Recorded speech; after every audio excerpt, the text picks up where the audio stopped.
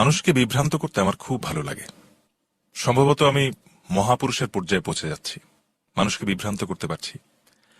রূপার সঙ্গে আমার পরিচয় সূত্র হচ্ছে বিভ্রান্তি।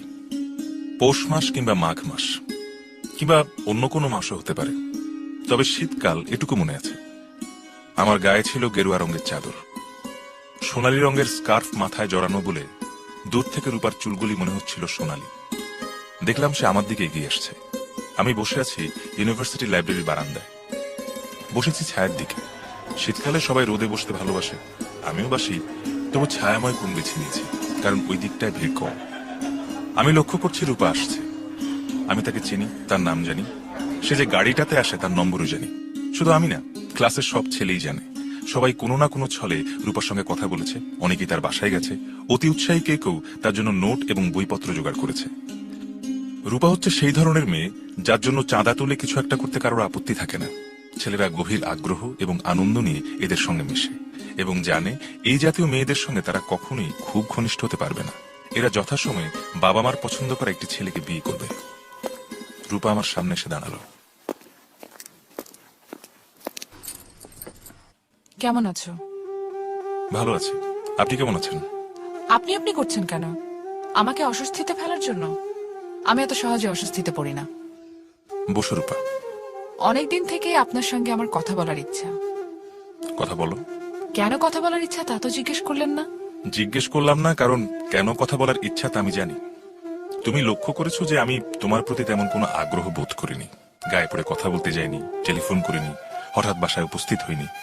ব্যাপারটা তোমার অহংকারে লেগেছে। সুন্দরী মেয়েরা খুবই অহংকারী হয়, তারা সব সময় তাদের চারপাশে একদল মুগ্ধ পুরুষ দেখতে চায়। তোমার কথা মোটেও ঠিক না, আমি সেজন্য আসিনি। আমি শুনেছি তুমি ভবিষ্যতের কথা বলতে পারো, হাত দেখতে পারো, অলৌকিক কিছু ক্ষমতা তোমার আছে। আমি সেই সম্পর্কে জানতে চাই। আমার সঙ্গে মিথ্যা কথা বলার দরকার নেই, সত্যি করে বলো তোমার এই জাতীয় কোনো ক্ষমতা আছে? আছে। কি ধরনের ক্ষমতা? আমার কাছে একটা নদী আছে, যে কোনো সময় সেই নদীটাকে বের করতে পারি। এসব আজে বাজে কথা বলে লাভ নেই, তুমি আমাকে কনফিউজ করতে পারবে না। আমার সম্পর্কে কি তুমি কিছু বলতে পারো? অবশ্যই পারি। তুমি একটা লাল গাড়িতে করে আসো, গাড়ির নাম্বার ঢাকা ভ 8782। আর বলবো? বলো। খুব ছোটবেলায় তুমি ইলেকট্রিকের তারে হাত দিয়ে দুহাত পুড়িয়ে ফেলেছিলে। কি করে বললে? অলৌকিক ক্ষমতায়। অলৌকিক ক্ষমতা না চাই, আমার এই গল্প সবাই জানে। আমি অনেকের কাছে এই হাত পুড়ে যাওয়ার গল্প করেছি। আমার মনে হয় আমাদের ক্লাসের সব ছেলে এই গল্পটা জানে। তুমি তাদের একজন কারো কাছ থেকে শুনেছো, ঠিক না? হ্যাঁ ঠিক। তাহলে তোমার কোনো ক্ষমতা টমতা নেই। না, তবে একটা নদী আছে, নদীটার নাম ময়ূরাক্ষী। আবার ফাজলামি করছো? ফাজলামি করছি না, নদীটা সত্যি আছে। এবং আমার কোনো ক্ষমতা নেই যে তাও ঠিক না, কিছু ক্ষমতা আছে। কেমন? যেমন ধরো, আজ তোমাকে নিতে গাড়ি আসবে না, তোমাকে রিক্সা নিয়ে ফিরতে হবে। এটা ঠিক হয়েছে, কাকতালীয় ভাবে বলে ফেলেছো। আমাদের গাড়ির সাইলেন্সার পাইপ গতকাল নষ্ট হয়ে গেছে। এছাড়াও আমি বলতে পারি তোমার হ্যান্ডব্যাগে কত টাকা আছে। কত আছে? 100 টাকার নোট আছে 2টা, একটা 20 টাকার নোট, নতুন 1 টাকার নোট আছে 7টা, কিছু খুচরা পয়সা। কত বলতে পারছি না। ব্যাগ খুলে তুমি গুনে দেখো ঠিক বললাম কিনা। আমি গুনতে চাই না। গুনতে চাও না কেন? গুনলে দেখা যাবে তুমি ঠিক বলনি, তখন আমার মনটা খারাপ হবে। তোমার কিছু অলৌকিক ক্ষমতা আছে এটা বিশ্বাস করতে আমার ভালো লাগছে। চারিদিকে এত সব সাধারণ মানুষ, এর মধ্যে একজন কেউ থাকুক যে সাধারণ নয়, অসাধারণ। তুমি গুনে দেখো না।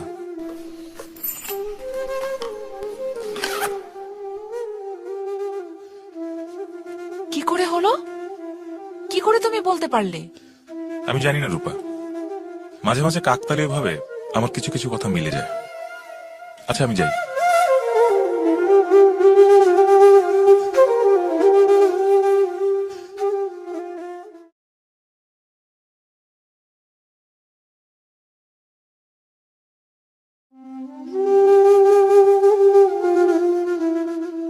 যা পাওয়া যায় না তার প্রতি আমাদের আগ্রহের সীমা থাকে না। মেঘ আমরা কখনো স্পর্শ করতে পারি না বলেই মেঘের প্রতি মমতার আমাদের সীমা নেই। 3 মাস পর হঠাৎ এক রাতে রূপাদের বাসায় টেলিফোন করে বললাম,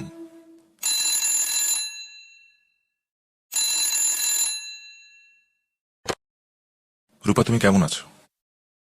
ভালো। চিনতে পারছো? চিনতে পারবো না কেন? তুমি কোথায় ডুব মেরেছিলে? মামার বাড়ি গিয়েছিলাম। মামার বাড়ি? ক্লাস ফাঁকি দিয়ে মামার বাড়ি? হ্যাঁ, মামার বাড়ি। হঠাৎ ওদের খুব দেখতে ইচ্ছা করলো। তুমি কি জানো আমি তোমার কথা খুব ভাবি? আমি জানি। সত্যি জানো? হ্যাঁ, জানি। কি করে জানো? ভালোবাসা টের পাওয়া যায়। কেন জানি তোমার কথা সবসময় মনে হয়। এর নাম কি ভালোবাসা? আমার জানা নেই রূপা। তুমি কি আসবে আমাদের বাসায়? আসবো। কখন আসবে? এক্ষুনি আসছি। এত রাতে এলে বাবা হইচই শুরু করবেন। তুমি কি কাল সকালে আসতে পারো না? না রূপা, আমাকে এক্ষুনি আসতে হবে। আচ্ছা, বেশ, আসো। তোমার কি কোনো নীল রঙের শাড়ি আছে? কেন বলো তো? যদি থাকে তাহলে নীল রঙের শাড়ি পরে গেটের কাছে থাকো। আমি এলেই গেট খুলে দেবে। আচ্ছা।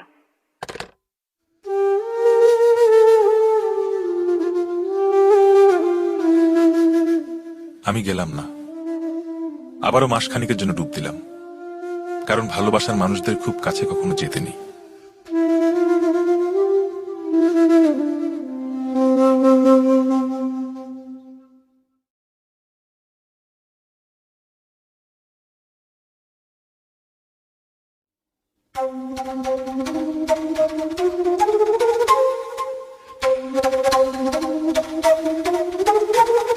শোনো হিমু, তোমার কাছে আমি একটা প্রপোজাল দিচ্ছি। দিন। তুমি এই মেস ছেড়ে দিয়ে অন্য কোনো মেসে যাও, যাতে বাদল তোমাকে খুঁজে বের করতে না পারে। 500 বদলে আমি তোমাকে 1000 করে টাকা দেবো। শুধু তাই না, I will remain ever grateful. আচ্ছা, তুমি বিয়ে টিয়ে করে সংসারী হবার কথা ভাবো না? তাই ভাবি। তাহলে বিয়ে করে ফেলো, বিয়ের যাবতীয় খরচ আমি দেব। প্রস্তাব খুব লোভনীয় মনে হচ্ছে ফুপা। তোমার যে একজন পরিচিত মেয়ে আছে, রূপা, ও কি তোমাকে বিয়ে করতে রাজি হবে? বুঝতে পারছি না। তাহলে জিজ্ঞেস করো, এখনই করো। এত তাড়া কিসের ফুপা? তারা আছে, এখনই রূপাকে ফোন করো।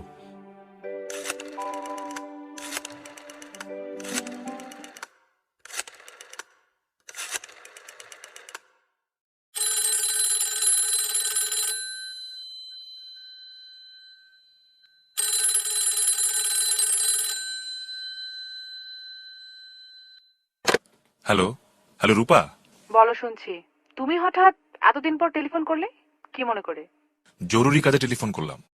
আমার সঙ্গে তো কোনো জরুরি কাজ থাকার কথা না। রেগে রেগে কথা বলছো কেন রূপা? তুমি তোমার আস্তানা আবার বদলেছো। পুরনো ঠিকানায় খোঁজ নিতে গিয়ে আমি হতভম্ব। তোমার কি উচিত ছিল না আমাকে ঠিকানা বদলের ব্যাপারটা জানানো? অবশ্যই উচিত ছিল। থাক এসব, এখন তোমার জরুরি কথা বলো। রূপা, তুমি কি বিয়ের কথা ভাবছো? কি বললে? তুমি বিয়েটির কথা ভাবছো নাকি? কি বলতে চাও পরিষ্কার করে বলো। জানতে চাচ্ছিলাম, আমি যদি তোমাকে বিয়ের কথা বলি তুমি কি রাজি হবে? অল্প কথায় উত্তর দাও। কুইজ ধরনের প্রশ্নে হ্যাঁ অথবা না। তোমার এই জাতীয় রসিকতা আমার ভালো লাগে না। তুমি যে জীবনযাপন করো তাতে এই ধরনের রসিকতার হয়তো কোনো গুরুত্বপূর্ণ স্থান আছে, আমার জীবনে নেই। তুমি নানান ধরনের এক্সপেরিমেন্ট তোমার জীবন নিয়ে করতে পারো, আমি পারি না। তুমি আসল প্রশ্নের উত্তর দাওনি। সত্যি যদি উত্তর চাও তাহলে বলছি, তুমি চাইলে আমি রাজি হব। আমি জানি তা হবে আমার জীবনের সবচেয়ে বড় ভুল, তারপরেও রাজি হব। আমি যে রাজি হব তাও কিন্তু তোমার জানা। আচ্ছা রূপা, রাখি।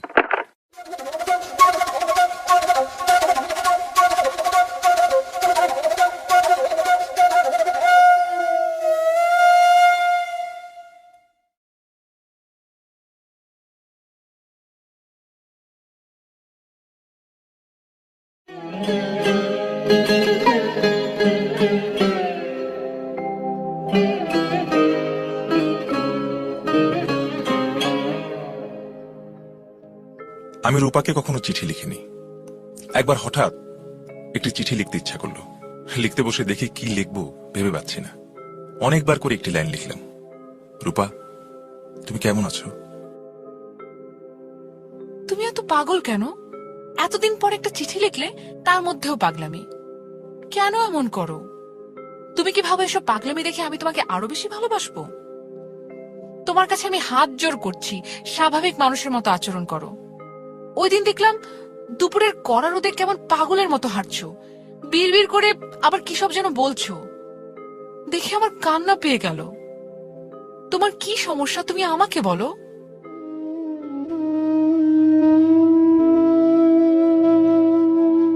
আমার সমস্যার কথা কি রূপাকে আমি বলতে পারি?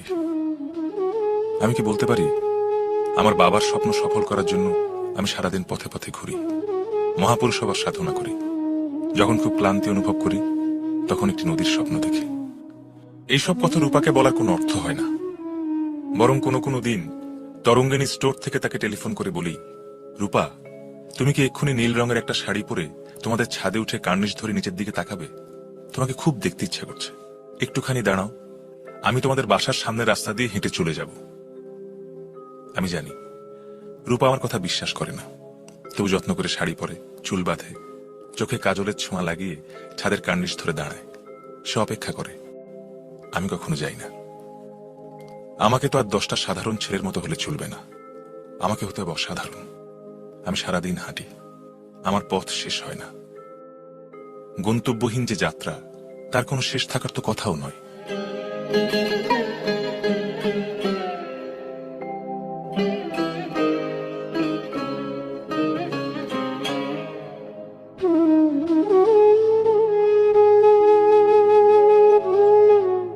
আমার বাবা তার খাতায় আমার জন্য যেসব উপদেশ লিখে রেখে গেছেন, তার মধ্যে একটা শিরোনাম হচ্ছে নির্লিপ্ততা। তিনি লিখেছেন, পৃথিবীর সকল মহাপুরুষ এবং মহাজ্ঞানীরা এই জগৎকে মায়া বলে অভিহিত করিয়াছেন। আমি আমার ক্ষুদ্র বিবেচনায় দেখিয়াছি আসলে মায়া। স্বামী ও স্ত্রীর প্রেম যেমন মায়া বই কিছুই নয়, ভ্রাতা ও ভগ্নের স্নেহ সম্পর্কেও তাই। যে কারণে স্বার্থে আঘাত লাগিবা মাত্র স্বামী স্ত্রীর প্রেম বা ভ্রাতা ভগ্নের ভালোবাসা কর্পূরের মতো উড়িয়া যায়। কাজেই তোমাকে পৃথিবীর সর্ববিষয়ে পুরোপুরি নির্লিপ্ত হইতে হইবে। কোনো কিছুর প্রতি তুমি যেমন আগ্রহ বোধ করিবে না, আবার অনাগ্রহ বোধ করিবে না। মানুষ মায়ার দাস, সেই দাসত্ব শৃঙ্খল তোমাকে ভাঙিতে হইবে। মানুষের অসাধ্য কিছুই নাই, চেষ্টা করিলে তুমি তা পারিবে। তোমার ভেতরে সে ক্ষমতা।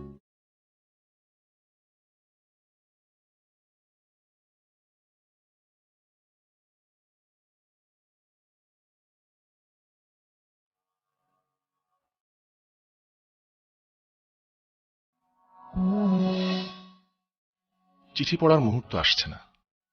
প্রিয় চিঠি পড়ার জন্য প্রয়োজন প্রিয় মুহূর্তের। আমার প্রিয় মুহূর্ত হল মধ্যরাত, যখন পৃথিবীর সব তক্ষক গম্ভীর স্বরে দুবার ডেকে ওঠে।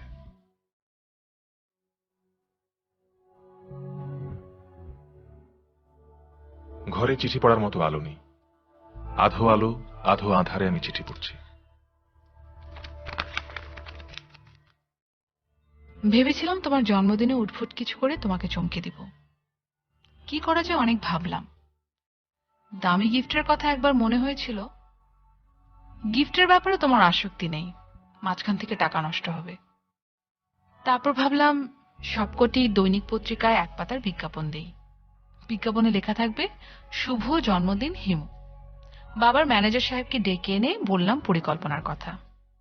শুনে তার চোয়াল ঝুলে পড়ল। ম্যানেজার চাচা চলে গেলেন। যাবার সময় অদ্ভুত চোখে আমার দিকে তাকাতে লাগলেন, যেন আমার নিজের মাথায় সুস্থতা নিয়ে তার সন্দেহ উপস্থিত হয়েছে। হিমু, আমি আসলে খানিকটা অসুস্থ বোধ করছি। নানান ধরনের ছোটখাটো পাগলামি করছি। ইচ্ছে করে যে করছি তা না। সেদিন বাবার সঙ্গে ঝগড়া করলাম। আমার ছোট মামা স্টেটস থেকে মেম বউ নিয়ে দেশে এসেছেন।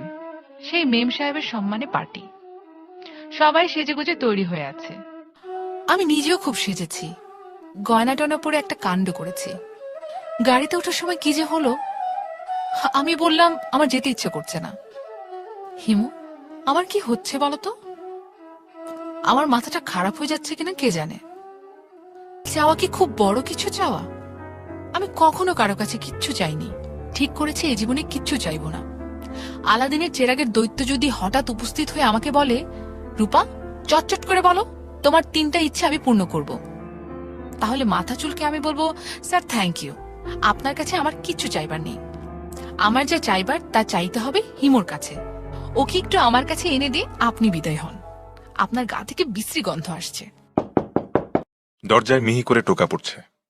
জীবনবাবু কয়েকবার কেশে ফিসফিস করে ডাকলেন। আমি চিঠি পড়া বন্ধ রেখে বললাম, কি হলো জীবনবাবু?